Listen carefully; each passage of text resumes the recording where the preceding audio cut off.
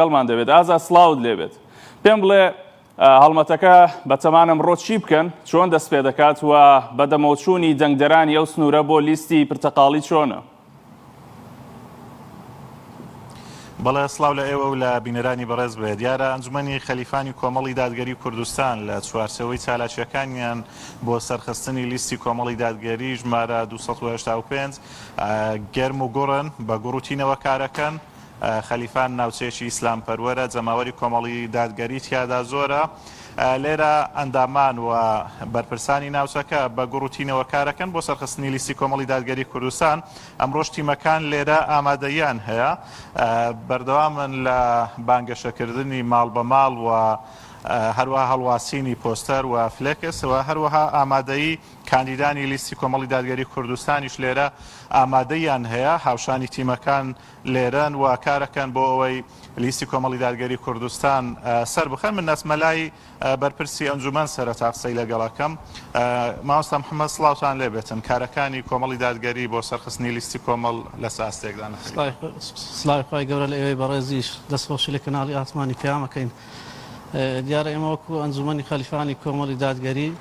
لە چەند ڕۆژی ڕابردوو بەردەوام بووین لە بانگەشەی هەڵبژاردن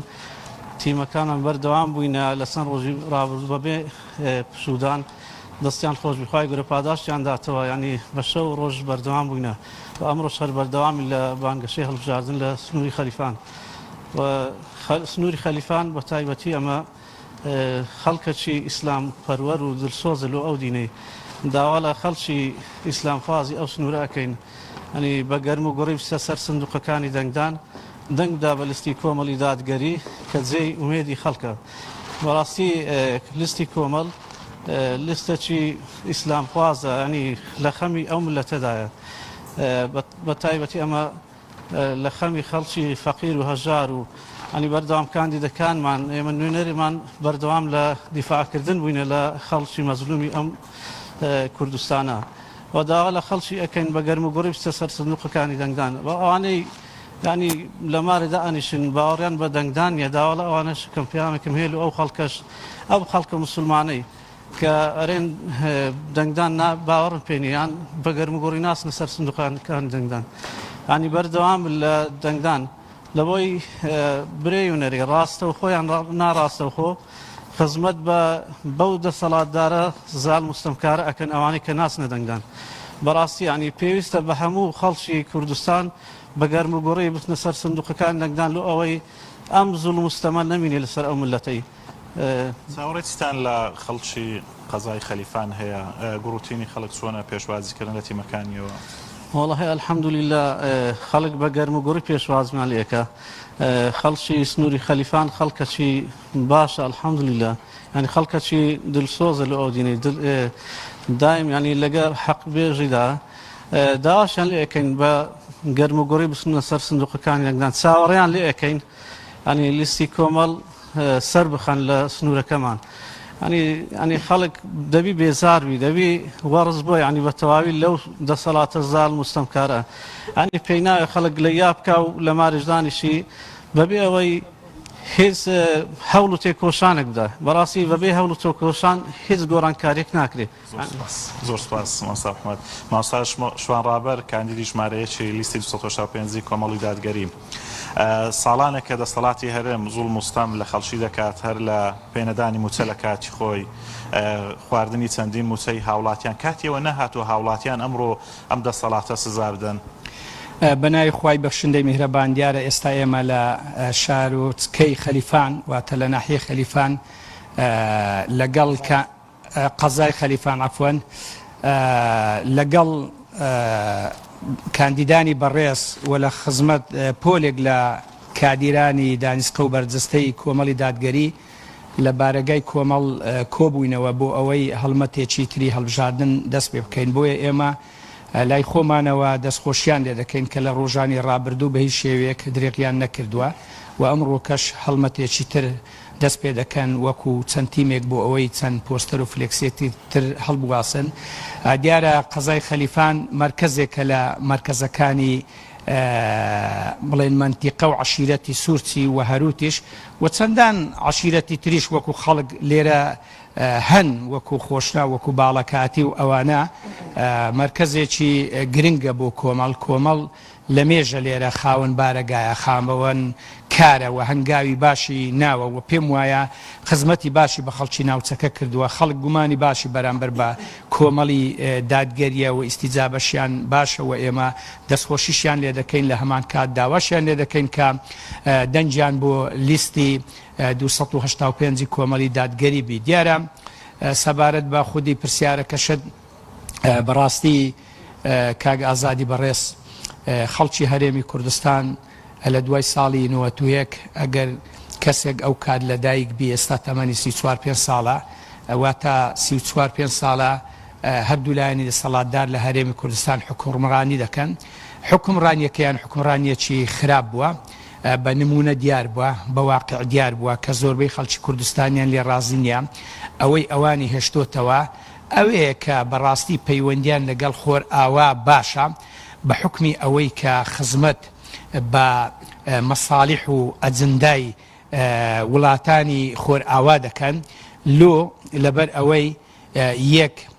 لە ڕووی ئەخلاق و پەروەردە مەسەلەن تەماشای دەکەی لە منهەجی پەروەردە منهەجیان دەستکاری کرد حتا ئاەت و حەدیث و ئەوانیان لە منهەجی پەروەردە دەرینا و لە هەمان کاتیشدا لە بەغداش یعنی نوێنەرایەتێکی خراپی ئەو خەڵکە دەکەن تەماشە دەکەین لە دوای 2003 کە ڕژێمی سەددام ڕووخاوە ئەوان لە بەغدان سەرۆک کۆمار جێگری سەرۆک پەرلەمان ئێستا 4 وەزیریان هەیە 600 پۆستیان هەیە یعنی ماوەک پێش ئێستا 18 سەفارەتیان وەرگرت کە بەسەر خۆیان دادا بەشکرد بەڵام تا ئێستانەیان توانیە مادەی 140 لە دەستوردا جێبەجێ بکەن کە مادەی 140 پەیوەندی بەو ناوچانەوە بوو کە کێشەی لەسەرا دەبوایە ئێستا ئەو ناوچانەیان ڕزگار کرد بە ئازاد کرد بە جێڕابایان و سەر کوردستان بەڵام بەداخەوە لە 2017 نیوەی خاچی هەرێمی کوردستانیشیان لە دەستدا هەردوو لایەنی دەسەڵاتدار یەک دەڵێن کەرکووک دڵی کوردستانە یەک دەڵێن قودسی کوردستانە ئەمن نەمدیتووە لاشەی ئینسان بەبێ دڵ بژی کاتێک کە دڵ دەوەستی لاشەش ناژی باشە خێرە هەرێمی کوردستان بەبێ کەرکووک دەژی هەندێکیان دەڵێن کەرکووک داگیر کراوە لە دوای 2017 بەڵام لە بەغدا شەڕ لەسەر پۆش دەکەن بۆیە بە پشتیوانی خوای گەورە ئەگەر خەڵکی هەرێمی کوردستان دەنگ بە کاندیدانی کۆمەڵ بدا ئێمە دەربچین لە بەغدا لە ڕێی پەرلەمان لە ڕێی یاسای باش دەردەکەین ڕێگری لە یاسای خراپ دەکەین و مافی خەڵک بەرجەستە دەکەین هەوڵ دەدەین ینی ئەوەی موچەیە ئەوەی میزانیە ئەوەی شایستە داراییەکانە بۆ جوتیاران بۆ ئافرەتان بۆ گەنجان کە هاوسەرگیری پێ بکەن بۆ قوتابیان بۆ هەموو چوێنی و توێژەکانی کوردستان بە پێی یاسا بە پشتیوانی خوای گەورە بەرگریان لێ دەکەین و هەروەها متابعەی ئەدای حکوومەتی عراقیش دەکەین و هی هەرێمی کوردستانیش کە تا ئێستا بەڕاستی لەبەر ئەو مەسالیحی خۆیان ینی پەیوەندیەکانیان لەگەڵ بەغدا تێک چووە ینی هەردوو لادێن بە مەسەلم برێن عقوبەی خەڵکی فەقیر و هەژار دەدەن موچە نادەن. بەرز ماوەستاشمان ڕابەر دکتۆر ئەحمەد سۆفی یەکێک لە کاندیدانی کۆمەڵی دادگەری لە سنووری پارێزگای هەولێر و ئیدارەی سۆران یەکێک لەو ماوەستانەی کە دوور خراوەتەوە لە وتاربێژی و زوڵمی لێکراوە چیت هەیە بۆ دەنگدەران لەو دەبەرە؟ الحمد لله وحده والصلاة والسلام على من لا نبي بعده وآله وصحبه ومن والاه کاتێک تەماشای ئەو هەڵبژارنە دەکەین هەندێک دەڵێن چێ سەرکەوتووە ئێمە دەڵێن کۆمەڵی دادگەری سەرکەوتووە چونکە سەرکەوتن بەلای ئێمە خوای گەورە فەرمی قەد ئەفلح المؤمنون ئیمانداران سەرکەوتن ئەو ئیماندارانەی نوێژەکانیان بە جوانی دەکەن خۆیان لە قسەی پرۆپوچ و حاشا ناڕاست دوور دەکەنەوە کە خۆپارێزن لە مەسائیلی مصیبەتی شەهەوات وەروە ئەمانەتەکانیان دەپارێزن ئێمە و سیفەتانەوان تێدایە بە ئیزنی خوای گەورە خەڵکی وایە 15 کورسی هەیە 15 کەسی پێ نایەتە سەرجادە ئێمە بە چاوتروکانێک خەڵکێکی خۆبەخش لە پێناو خوای گەورە دێتە پێشمەقەڕەکانمان و بە پیربانگەوازمانەوە دێ لە خۆشی و نەخۆشی لە هەبوون و لە نەبوون بە هەموو شێوێک لە خزمەتی ئەو ئیسلامەدایە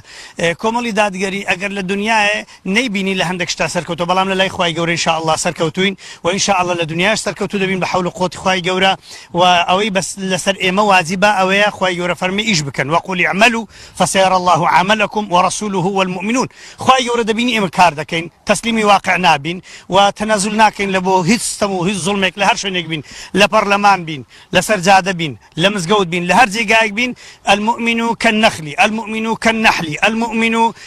كالغيث، أينما وقع نفع. لە هەر شوێنێکی بین ئینشاءڵڵا نەفعی ئەو خەڵکەمان هەیە و ئەگە خەڵکش خەڵکی بە نەفعی دەوێ، خەڵکی چاچی دەوێ بە ئیزنی خوای گەورە، ئێمە خۆمان ئەشوبهێنن بە پیاو چاکان ئەگەر لە ناخی خۆشمان خۆمان پێ پیاوی چاک نەبی، بەڵام خەڵک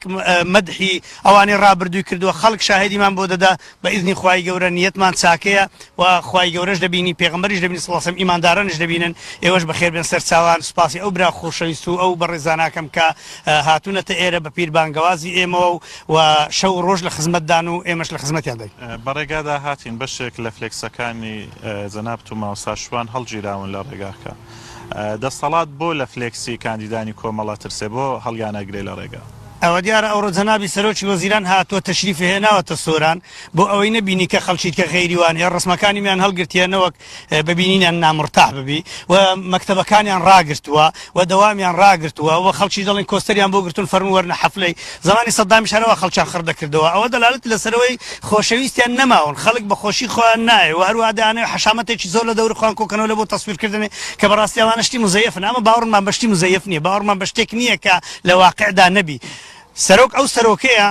پەنا نەباتە بەرشتە حکومیەکان لۆی حیزبی خۆی بەقوت بکە. سەرۆک ئەو سەرۆکەی خۆشەویستی خۆی لە دڵی خەڵکیدا بچەسبینی بە خزمەت بە چاکە. ئەو مەشروع و پرۆژانش کە کراون ئێستا ئیفتتاحیان دەکەن هەمووی حکوومەتن، خۆی حیزب نین، خۆ لە جیرفانی خۆیان نەکردووە، ئەبا لە جیرفانی خۆ مزگەوتێکی دروستکەن. ئەسڵەن نایڵن خەڵکی خێرخواز مزگەوتی دروستکە، یعنی کو نەخۆشخانەکان وا دەدەنە کەرتی تایبەت یەکێکە شتانە دەکەن. ئەگەر لێرەوە بن دەبێت لە بەغدا چی بکەن. مەجال هەیە لەسەر لێترسان قسەیەکی کورتکەم. طبعا ئەمە دوو جۆرە لێترسانمان هەیە، لێترسانە لۆ ئیجابیە یەکێک لۆ سلبیە. طبعا کۆمەڵی دادگەری هێزێکی شۆڕژگێر بووە، ئەو خەڵکەی کە لەگەریدا زۆری هەبووە پێش ئینتفازەی لە دەرێ بووە بە خوێن خەباتی لە پێناو ئازادکردنی هەرێمی کوردستان و بەدیهێنانی ئەو کیانەدا کردووە کە ئێستا ئێمە بەشێکین کە بەداخەوە لە زۆر کات و لە زۆر حاڵەتانیشدا مەحرومین. کۆمەڵ هێزێکی زۆر ئیجابی و زۆر باشە، ئیدی دەیەوێ ببێتە بەدیلی دەسەڵات لە بەدالەت و بەدیلایەتی کۆمەڵ دەترسێ کە کۆمەڵ هێزێکی هێندە چاکە، هێندە باشە، هێندە پاکە. ئەگە بەیانی ببێتە بەدیل ئەو پەڕی خزمەتی خەڵک دەکا،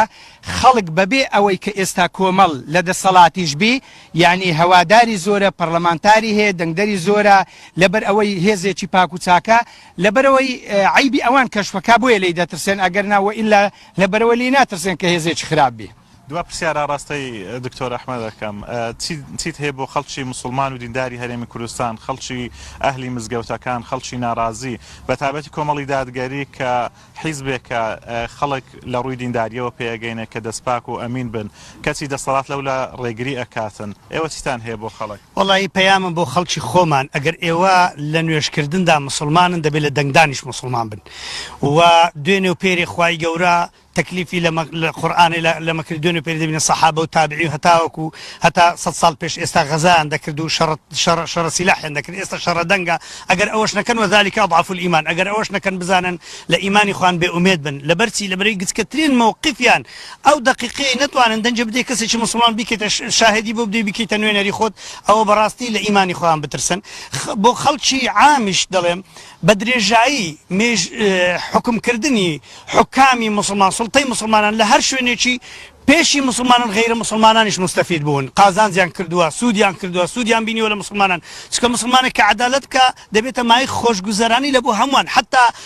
دوو لە ڕوتەن ئاژەڵەکانیش لە چیا هەز دەکەن کاتێک حاکمێکی عادل بێتە سەر حکم. ئێمە بەدوای عەدالەتەوەین، ئێمە ناومان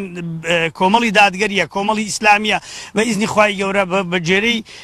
عەدالەتی ئیسلام هەوڵی چەسپاندنی ئەو عەدالەتاکەین و هەموو لایەک قازانج و سوودبەخش دەبن هەم لە دنیا هەم لە قیامەتی ئینشاءڵڵا گە دەنگمان پێ بدەن. زۆر سپاس بۆ وتەکانتان. بەڵێ دیارە کۆمەڵی دادگەری لە سەرجەم ناوچەکان لە سنووری ئیداری سۆران لە سنووری مەڵبەن بەردەوام لە کارکردنیان بۆ سەرخستنی لیستی کۆمەڵی دادگەری کوردستان. دیارە ئەمڕۆ جێگیری سەرۆکی پارتی دموکراتی کوردستان دێتە سۆران، هەر ئەمەش وای کردووە کە تەواوی ئەو فلێکسانەیە کەونە سەر ڕێگاکەی ئەو فلێکسەکانی کاندیدانی کۆمەڵی دادگەری لەسەر ڕێگاکانیان لاداون شارەوانی کە ئەمەش کارێکە دژی یاساکانی کۆمیسیۆنی باڵای سربەخۆی هەڵبژارنەکانە کە ناکرێتن پێشەلکاری بەرامبەر لیستەکانی تر بکات لە کاتێکدا دەسەڵات لەم ناوچەیە ئەم کارانەی ئەنجام